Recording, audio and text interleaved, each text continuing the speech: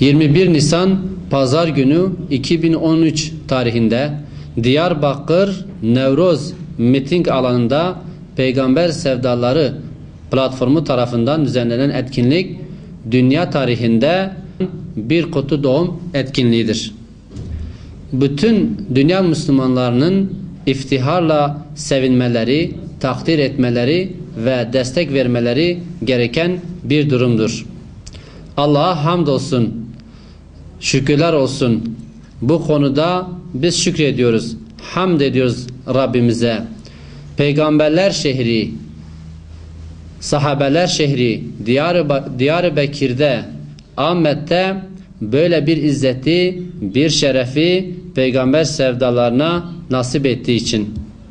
Bu lütfu, bu ikramı biz kendimizden değil Allah-u Teala'dan biliyoruz. Bugün bizler aracı olduk. Yarın başka peygamber sevdaları bu güzellikleri düzenleyecek ve devam ettirecektir. Bizler Allah'ın, Resulünün ve İslam davasının birer hadimleriyiz.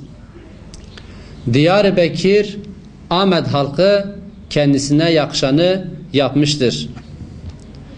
Dünyanın birçok yerinden özellikle STK temsilcileri ve camia temsilcileri bu etkinlikte bizzat bulunarak peygamber sevdalarının yaptığı bu etkinliği Müslümanlara verilen bir nimet, bir lütuf olarak değerlendirmişlerdir. Mevlüt etkinliğine teşrif etmeleri için bütün kesimlere çağrıda bulunduk.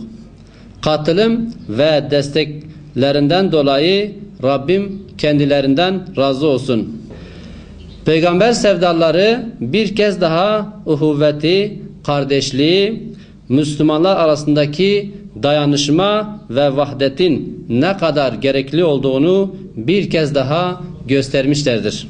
Peygamber sevdaları platformu yapmış oldukları bu etkinlikte dikkat edilirse hiçbir zaman bir STK'nın ismini zikretmemiştir. Bu platforma bağlı yüzlerce STK olduğu halde sadece kullanılan Peygamber Sevdaları platformudur. Aynı şekilde alanda tevhid bayrakları dışında hiçbir bayrağa da izin verilmemiştir. Bu gösteriyor ki yapılan etkinlik sadece peygamber sevgisinin anlatılması ve anlaşılması niyetidir. Buradan hem yetkililere hem de yerel yönetimlere bir çağrımız vardır. Ve diyoruz ki bu gibi etkinliklere, kutu doğum etkinliklerine engelleme girişimleriniz boşunadır. Halkın inançlarıyla oynamayın. Halkın bu peygamber sevdasının önüne geçmeye çalışmayınız. Aksine sizlerin bu konuda yardımcı olmanız gerekmez mi? Şunu da belirtmek istiyorum ki sadece Diyarbakır'da değil, ülkenin birçok yerinde kutu doğum etkinliklerini engellemek için bazı çabalar içerisine giren şahıs ve kurumlar vardır. Sizin bu uğraş ve engellemeleriniz boşunadır. Hiçbir engellemeniz, hiçbir kısıtlamanız bu sevgi selinin önüne geçemeyecektir. Bunun için bu tür girişimlerinizden vazgeçin. Yine Peygamber Sevdaları platformu olarak diyoruz ki yaptığınız her hesapta muhakkak peygamber sevdalarını da düşünmek zorundasınız. Kimin ne hesabı varsa peygamber sevdalarını da bu hesaba katmalıdırlar. Aksine peygamber sevdaları dışında yaptığınız her hesap bozulacaktır. Peygamber sevdalarının barıştan, huzurdan, halkımızın özgürlüğünden, inanç değerlerini konusunda yaşamaları için başka bir gayeleri ve niyetleri yoktur. Özellikle şunu belirtmek isteriz ki biz hiçbir zaman sayı konusunda bir polemiğe girmedik ve girmeyeceğiz.